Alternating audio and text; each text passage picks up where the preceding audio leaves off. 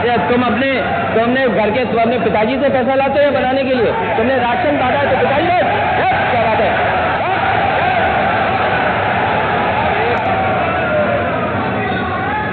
1 घंटे से अधिक माननीय अध्यक्ष जी, नेता सदन खड़े हैं माननीय, आप अनुमति दे चुके हैं, उसके बाद ये शोर शराबा ठीक नहीं है, ये उचित बात नहीं। अध्यक्ष जी, 1 घंटे से अधिक पूरा सदन माननीय नेता प्रतिपक्ष को सुनता रहा। बड़ी शालीनता के साथ उन्होंने अपनी बात कही। विपक्ष के नेता का जो दायित्व था, उन्होंने अपने कर्तव्यों का निर्वहन किया। हम लोगों ने सुना। इस सदन में और सरकार के उप मुख्यमंत्री अपनी बात को रख रहे हैं, बीच में रनिंग कमेंट्री का मतलब क्या है? और दूसरा, एक सम्मानित नेता के खिलाफ असभ्य शब्दों का प्रयोग हो, तो शब्द का प्रयोग हो, तो ठीक नहीं है। और मैं बड़ी विनम्रता से कहूंगा नेता प्रतिपक्ष को कि आपको इतना उत्तेजित नहीं होना चाहिए।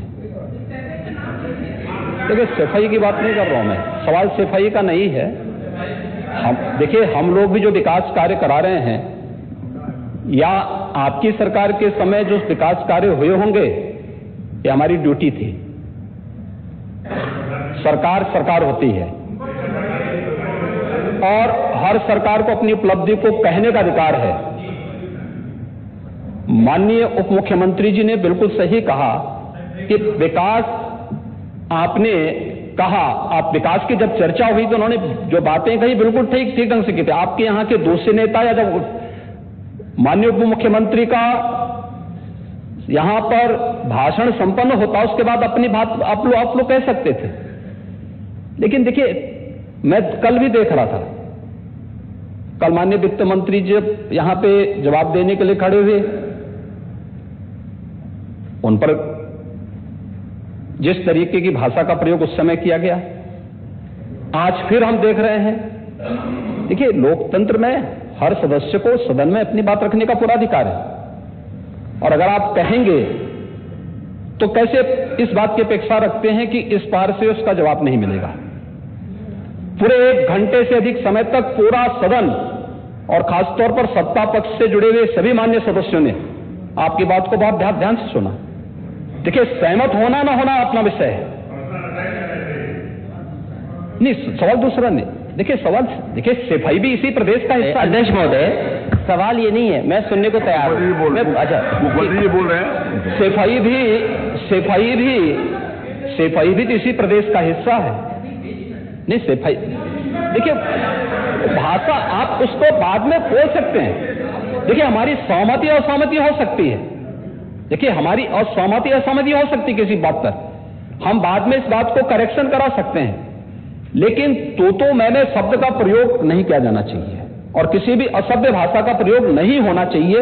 और मैं माननीय अध्यक्ष जी से अनुरोध करूंगा कि अगर इस प्रकार की शब्दावली प्रोसीडिंग का हिस्सा बनी है, तो कृपया उसको हटवा दें, क्योंकि ये गलत परंपरा होगी और मैसेज का देश के अंदर खराब जाएगा। हमें हमेशा इस बात को ध्यान में रखना होगा, सदन की मर्यादा का ध्यान हर हाल में बनाए रखना होगा। दूसरा, जब एक सदस्य बोल रहा हो तो सदस्य के बीच, और खासतौर पर उप मुख्यमंत्री बोल रहे हैं, तो बीच में रनिंग कमेंट्री करना, बीच में धमकी देना, ये चीजें ठीक नहीं है। और मुझे लगता है सदन की मर्यादाएं इससे आहत होती हैं, कोई भी इसको नहीं स्वीकार करेगा। और मैं विनम्रता से कहूंगा माननीय नेता प्रतिपक्ष को, उनका सम्मान है, वे सबसे बड़े विपक्षी दल के नेता हैं, और मुझे लगता है कि इस मर्यादा की अपेक्षा केवल सत्ता पक्ष से ही न करें, विपक्ष भी उस मर्यादा का पालन करेगा, तो दोनों का सम्मान बना रहेगा। और ये सम्मान दोनों का बना रहे। देखिए, सहमति और सहमति लोकतंत्र की ताकत है, या आवश्यक नहीं। हम ये नहीं कहते हमारी बात से सहमत हूं, या मैं ये भी नहीं कह सकता कि मैं आपकी बात से सहमत हूं।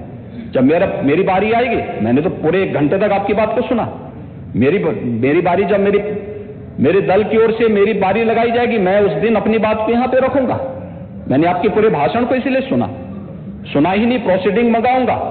फिर देखूंगा, उसका पूरा जवाब भी दूंगा यहां सदन पे, और मैं उम्मीद करूंगा कि सभी विपक्षी नेतागण उस दिन यहां पर हमारी बात को भी सुनेंगे।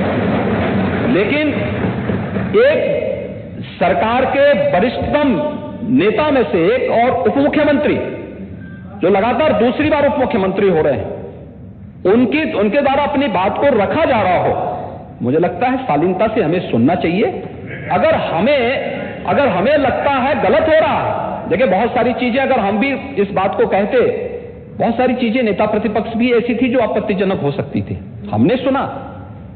नहीं, हमें जो स्वीकार करना होगा वो स्वीकार करेंगे और उसका जवाब देंगे भी, लेकिन बीच में इस तरीके की उत्तेजना दिखाना उचित नहीं है। देखिए माहौल इससे खराब होता है और अनावश्यक रूप से बाहर मैसेज खराब जाता है। हमारे बारे में टिप्पणियां होती हैं, सदन के बारे में टिप्पणी होती है, हर एक सदस्य की मर्यादा भंग होती है और सदस्य की इसका सम्मान बाहर तार तार होता है, पब्लिक में इसका मैसेज खराब होता है और इस प्रकार की शब्दावली का प्रयोग न हो। और अगर ये तो शब्द का प्रयोग हुआ है तो मैं आपसे अनुरोध करूंगा कि कृपया इसको सदन की प्रोसीडिंग का हिस्सा कतई न बनाने दिया जाए, क्योंकि ये आने वाले समय में नजीर बनेगा। फिर यही होगा जो इससे पहले इस सदन में होता रहा है, उस चीज को हर हाल में रोकना होगा। और मैं आपसे विनम्र अनुरोध करूंगा कि ये रनिंग कमेंट्री, बीच में धमकी देना, ये चीजें बंद होनी चाहिए। अच्छा होगा कि कार्रवाई को लिखवा लूंगा। धन्यवाद। मैं कार्रवाई को अध्यक्ष महोदय, जो बात अगर नेता सदन ने कहा कि कोई अनपार्लियामेंट्री लैंग्वेज या वर्ड्स आए तो उनको निकाल दिया जाए, मैं भी सहमत हूं। लेकिन मेरा अध्यक्ष महोदय वही निवेदन ये भी है कि किसी को पर्सनल नहीं कहा जाना चाहिए। सैफई, आपको बहुत ज्यादा सैफई की जमीन बेच करके हम और आप लोग को जनता हमें मौका देती है अपना बजट खर्च करने के लिए, आपको और हमें मौका मिलता है। मुख्यमंत्री जी ने कहा ना कि कोई भी वो सरकारी पैसे से होता है। मेरा यही निवेदन है नेता संसद से, बहुत अच्छी तरीके से इस तरह की बात नहीं आए कि जमीन बेच करके कर दिया जाए। माननीय केवल मैंने ये कहा था कि जो आपके जिले के लिए जो 4 लेन बनी थी वो किसने बनाई थी? माननीय उप मुख्यमंत्री जी। ये बात है, माननीय ध्यान से सुने सब लोग। बीच में माननीय अध्यक्ष महोदय, बीच में जो भी अनुपस्थित, मैंने कहा जो कुछ भी हो।